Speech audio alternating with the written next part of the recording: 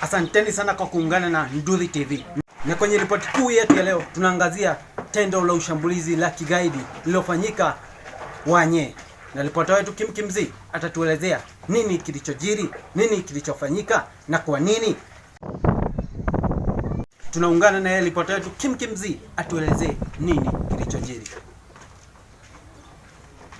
Kim Kimzi. Kim Kimzi. Unasikia Kim Kimzi? Kim Kimzi, unasikia? Naam, nakusikia vizuri sana kutoka upande wa pili wa studio. Naam, naomba utuelezee nini hicho kilichofanyika? Naam, hapa nilipo ndipo tendo la ugaidi lilifanyika. Inasemekana magaidi walikuwa zaidi ya 100 na walikuwa na aina mbalimbali za silaha ikiwemo bunduki aina ya pistol, G3, AK47, machine gun na pia walikuwa na kilobosta. Hata ukiangalia huku chini utaona walikuwa wanachoma. Kuna vitu vilikuwa zinachomewa hapa niliposimama hapa chini. Na wanamgambo walifanya nini? Duru za kuaminika zinasema watu 15 ikiwemo watoto 3 walitekwa nyara.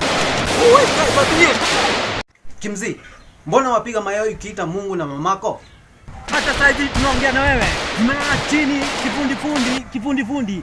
Milio ya marisasi inasikika kwa ukaribu sana, hatujui kwenye inatoka. Maisha yetu iko hatarini sasa. Gai, tumelala chini flat kabisa. Je, Kimzi, uko salama? Uko sawa? Hata sasa hivi naongea na nyinyi, nimelala chini kimendemende, nione kama nitaona marisasi zikipita. Maisha yetu sasa hivi iko hatarini.